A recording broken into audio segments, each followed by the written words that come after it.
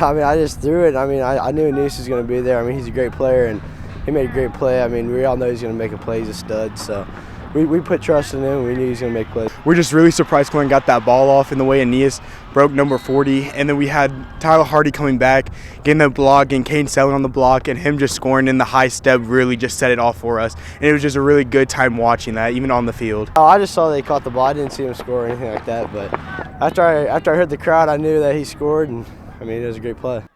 Jeff Geschwender has called a lot of plays in his coaching career. You could argue he called some of his best against West Plains last Friday night. But the one play Hannah Billions will remember in perpetuity, well, that one he's not taking much personal credit for. And really, when it comes down to it, you want the ball in your players' hands, and Cortland and Anees have great relationship. We had some key blocks on some of those big pass plays on the runs. And, that's exactly what a coach wants, to get the ball in the hands of kids that are going to make big plays. And the rest of the team helps them out quite a bit.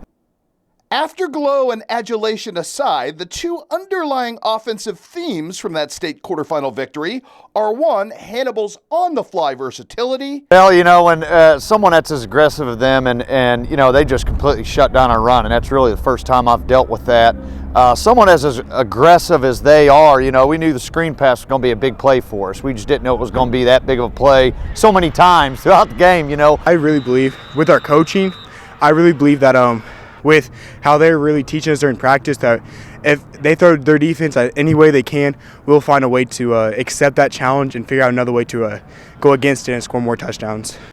And part and parcel to that, the quality of the Pirates' triggerman, who now has a school record 32 passing touchdowns and 1,796 air yards to his credit this season. Well, Cortland is, he's a coach on the field.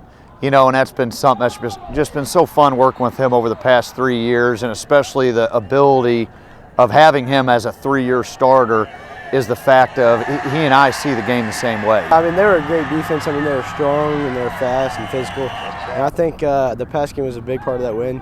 Coach Geschwender did a great job calling plays, and we just really did what we did all year, and we executed what we did. Just a second ago, we were in the coach's office, and I'm showing him some things to make sure he looks for, this coming week. And as soon as I start playing it, he knows exactly what I'm looking at. And that's just something that's so special about him, is his ability to see the game like a coach. His ability to make sure that alignment's right, that kids are lined up right and doing the right thing. And it really is him running the show out there. I call the play, but he was the one that really makes it work. Which brings us to the matter at hand, and ironically, it was 35 years ago this week, Tony Geschwender won a state title at Louisiana High School. And now his son Jeff is one win away from the biggest stage in the sport, with only North County left in the way. Well, they run the ball. They're a well-coached team. They got some good guys that run off the football, and they got a quarterback and a running back that can, put their pads down and get the tough yards. And that's something that's, especially in high school football, that's something you can really hang your hat on, and that's something that they really have hung their hat on is running the football and controlling the clock, controlling the field position. They try to play the numbers game with some unbalanced stuff to try to catch you off guard.